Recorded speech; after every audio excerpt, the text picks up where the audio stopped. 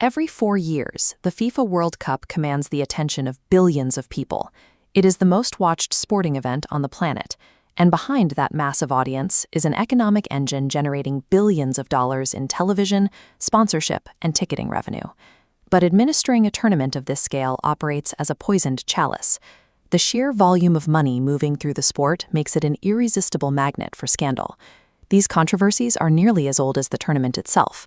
In 1934, rumors circulated that Italian dictator Benito Mussolini dined with a referee the night before a crucial match, allegedly securing a favorable outcome for the home team. Rigging matches on the pitch is an old tactic. Modern corruption moved the grift into the boardroom, where the goal was to capture the revenue generated by the sport's massive economy. Consider the trajectory of Jack Warner. He started his professional life as a high school history teacher in Trinidad and Tobago, but eventually secured a seat as a highly influential vice president of FIFA. Operating right in front of the public, Warner exploited the opaque, lightly regulated structure of international football to quietly build a massive empire of fraud.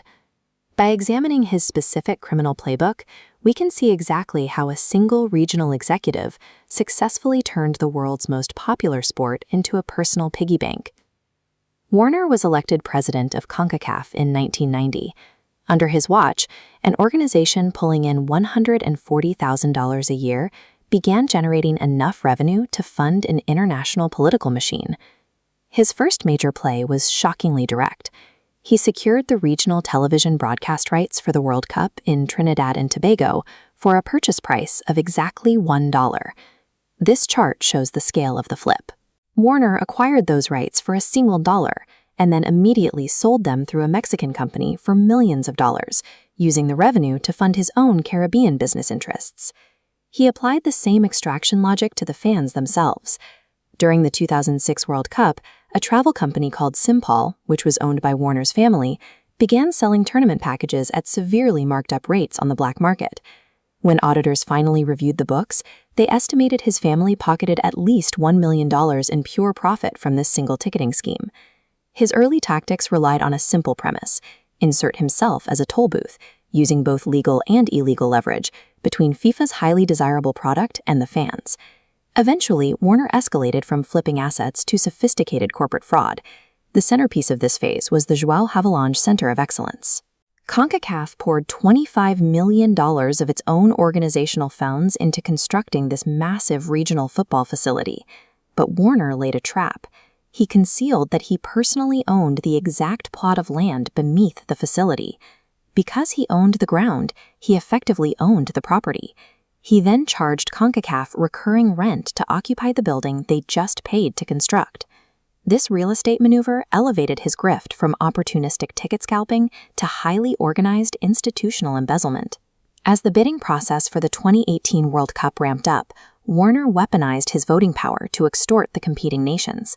When the English bidding team approached him for support, Warner demanded £2.5 million to build a so-called education center in his home country in exchange for his vote. He ultimately rejected the British bid. Instead, he collected $5 million to cast his vote for Russia to host the 2018 tournament. Hiding a bribe of that magnitude required careful execution. The funds were cleared through 10 different shell companies spread across Cyprus, Anguilla, and the British Virgin Islands, eventually landing in U.S. correspondent bank accounts.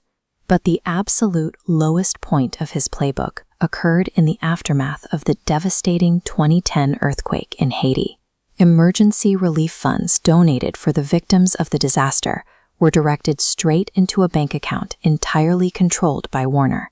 Extorting wealthy bidding nations was one thing. Diverting humanitarian aid demonstrated a playbook with absolutely zero ethical boundaries.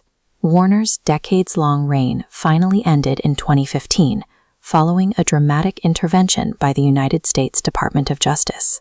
Federal prosecutors charged him with wire fraud, racketeering, and money laundering. The consequences were career-ending.